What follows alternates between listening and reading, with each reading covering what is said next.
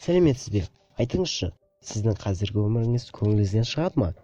Егер сізге дәл қазір бәрін тастап, басқа елге көшу ұсыныс жасалса, келісер ме едіңіз? Біразымыз ең алдымен бұл ұсыныстың салдары жайлы ойланар едік. Жұмысымды қалай тастап кетемін, ол елде қайда және қалай тұрамын, онда қалай барам деген секілді сұрақтар бірден ойға келер еді. Статистика бойынша сұралған адамдардың 80% ұсыныстан бас тартқан. Ал енді ұсынысты сәл-пәл өзгертсек, сізге басқа елге көшу ұсынылды. Келісер болсаңыз, ұсыныс жасаушылар онда баруыңыздың қаражатын толықтай өз мойнына алады және ай сайын қомақты қаражат төлей отырып, тіпті сол елде өмір сүруге арналған тұрғын үй қарастырылады немесе тұрғын үй салуға арналған қаражат береді. Айтып отырғанның бәрі жалған емес. Шынында да осылай сізге жағдай жасайтын қалалар бар. Ал мұндай іс-шаралардың жүргізілуінің басты себебі демография. Бүгінгі видео осындай орындарға арналмақ.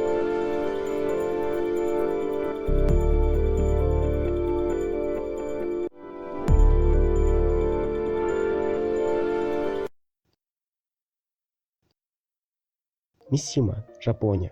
Келуге арналған төлем $950. Ай сайынғы төлем $750 бастап. Бір рет берілетін жәрдемақы $4500. Бұл қаланың у-шуынан шаршағандарға таптырмайтын мүмкіндік. Миссима 3 аралында орналасқан кішкене ғана елді мекен. Онда тек кеме немесе катер арқылы ғана келуге болады. Қазіргі кезде Миссимада тек 450-ге жуық тұрғын бар.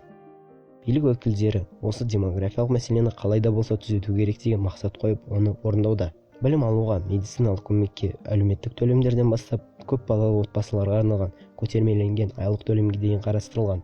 Миссимадағы айлық төлеммен есептегенде, ондағы үлкен тұрғын үйлер жалға алу бағасы өте төмен. Нақтырақ айтқанда $150-200 аралығы. Мацайкер аралы, Австралия. Аралда 6 ай көлемінде толық тегін өмір сүру. Жарты жыл мұхитпен қоршалған аралдағы өмір ойлануға, толғануға мүмкіндік береді. 182 күн шамшырағы бар аралда заманауи гаджеттерден алшақ жерде болу. Дайынсыз ба? Тегін болғандықтан алдау немесе сондай бірдеңе деп ойлап қалмаңыз. Себебі мұнда сіз жұмыс жасайтын боласыз. Тұрғындардың міндетіне шамшырақты күту, аумақты тазалау, метеорологиялық мәлімет жинау кіреді. Мұнда сізді тікұшақпен алып келеді. Тұрғын үй, азық-түлік және басқа да қажеттіліктеріңізді жеткізіп тұрады. Бастысы, сіз салқын климатқа бейімделген болуыңыз қажет. Талса, ақш. Келуге арналған төлем $2500. Ай сайынғы төлем $500. Бір рет берілетін жәрдемақы 1 жыл өмір сүргеннен кейін $1500. Қала билігі Талсаға жаңа жұмысшылар мен кәсіпкерлерді тартады. Ол үшін жоғарыда сипатталған төлемдер қарастырылған. Аталған өтемақылардан басқа қаланың жаңа тұрғындары төмендетілген мөлшерлемемен жалға берілетін тұрғын үйге ие болады және тұрудың алғашқы 3 айына коммуналдық төлемдер толығымен болмайды. Олардың төлемін қала билігі өз мойнына алады. Айтпақшы, бір қызығы, Талсада тұру құны ақш-тың басқа қалаларына қарағанда әлде қайда төмен.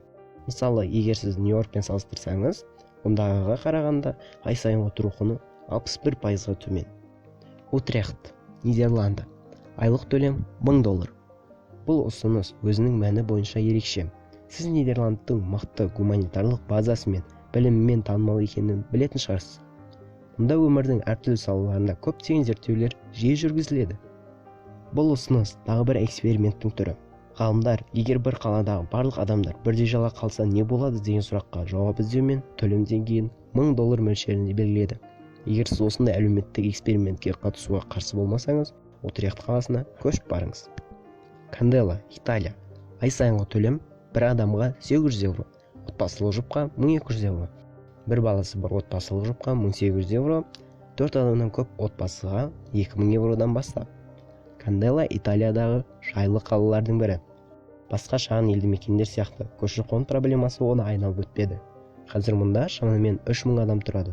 Сізге тек осында тұрғаныңыз үшін төлейді. Бір шарт, ең төменгі жалақымен жұмыс табу керек.